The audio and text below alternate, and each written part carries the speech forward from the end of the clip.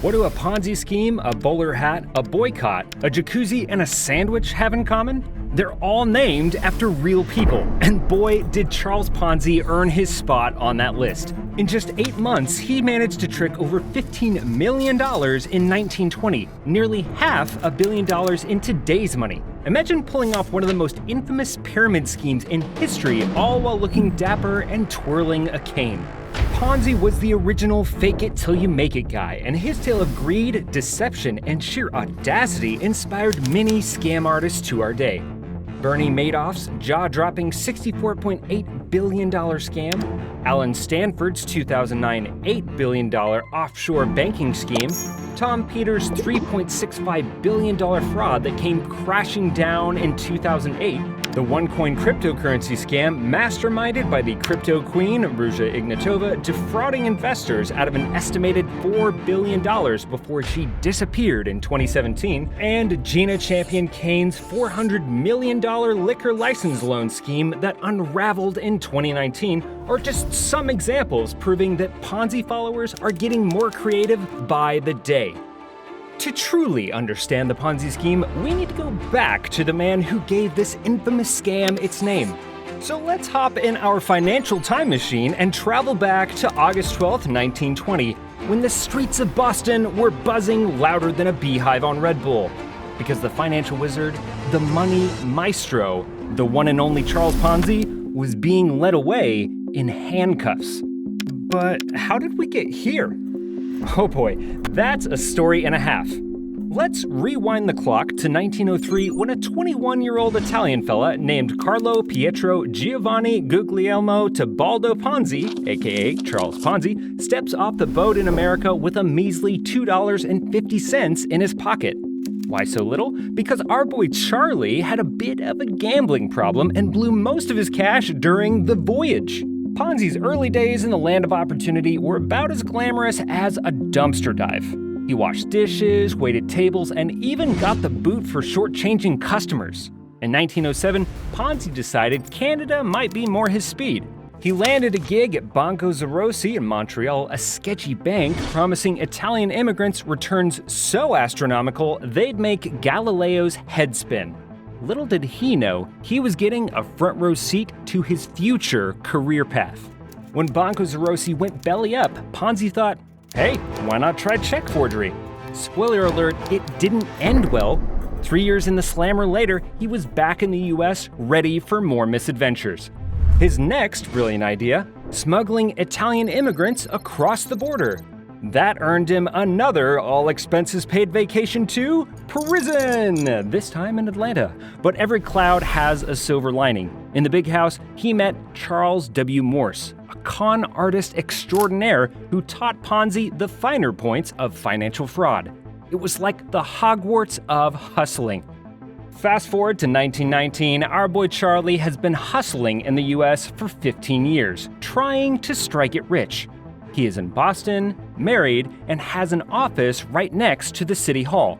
Then, one August day, while rifling through his mail, he sees a little piece of paper about to change everything. An International Reply Coupon, or IRC. A humble little slip that lets you buy stamps in foreign countries. Most folks would have tossed it aside, but Ponzi's eyes lit up like he just discovered buried treasure and the foundation of his soon-to-be infamous scheme. His idea was something like this. He would send $1 to his cousin in Parma, Italy. His cousin exchanges the dollar for 20 lira, buys 66 IRCs, sends them back to America where Charles could exchange each for a 5-cent stamp, totaling $3.30 worth of stamps from the original $1. Ponzi could then sell the stamps at a 10% discount to large firms, cashing in $3, paying off any borrowed funds with interest and keeping a tidy profit. A perfect arbitrage opportunity, and it was all legal. He strolls over to City Hall, sets up a business, and names it the Securities Exchange Company, SEC. Why not? The actual Securities Exchange Commission won't exist for another 15 years. Lacking the capital to buy IRCs in bulk, Ponzi starts seeking investments, promising staggering returns. 50% in 45 days or 100% in 90 days. And people, they loved it. When early investors started getting their promised returns, it sparked a frenzy of people to get in on the action. It was like the financial version of a Black Friday sale. By February 1920, Ponzi had made $5,000. Chump change, right? Wrong. That's about $65,000 in today's money. By May, he'd raked in $420,000. That's like $5.5 million today. And at his peak, he was making $250,000 a day and collected $15 million in total, a staggering sum for 1920.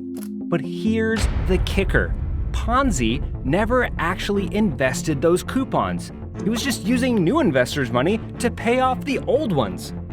As the money rolled in, Ponzi's lifestyle became more extravagant. He bought a mansion with air conditioning in 1920, hired a chauffeur, and rode around in a custom-built limousine. He even carried a gold-tipped cane because why not? Ponzi became a local hero in Boston. People saw him as a financial wizard and lined up to invest with him, forgetting not to trust a guy who was literally swinging a cane. But as Ponzi's empire grew, so did the side-eye from skeptics. The Boston Post started sniffing around in July 1920. Financial journalist Clarence Barron pointed out a red flag so big it could have covered Fenway Park.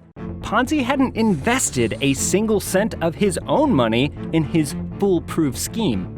In August 1920, the Boston Post published an expose on Ponzi's criminal past in Montreal. Suddenly, investors scrambled to get their money back. Ponzi, ever the showman, tried to stem the tide. He stood on the steps of his office, facing a sea of worried faces. "My friends," he might have declared, "your money is safe with me. To prove it, I'll pay out $2 million right now." And he did that. For 3 whole days, Ponzi paid out to whoever asked. But it was too little too late. The house of cards was tumbling down. On August 12, 1920, the same date we started our story, Ponzi was arrested for mail fraud. The jig is up, the fat lady has sung, and the Ponzi scheme has finally collapsed. The courts threw the book at him. 86 counts of mail fraud and a 5-year all-inclusive stay at Club Fed. After serving 3.5 years, he faced more charges in Massachusetts and got slapped with another 7 to 9 years. Paroled in 1934, Ponzi thought he'd try his luck in Florida with a land scheme. Spoiler alert, it didn't work out. After another stint behind bars, he was given a one-way ticket back to Italy in 1936. Back in the old country, Ponzi worked as a translator and briefly promoted airlines in Brazil, probably daydreaming about his mansion and limo. He finally died as a penniless man in Rio de Janeiro in 1949. Did you know that Ponzi didn't invest in his scam? He just improved it and had the dubious honor of lending his name to it. Plenty of crooks before him pulled the same stunt. Paying Paul with Peter's money, or taking money from new investors and using it to pay the promised returns to early investors, was a famous idiom a few centuries before Ponzi stepped in America.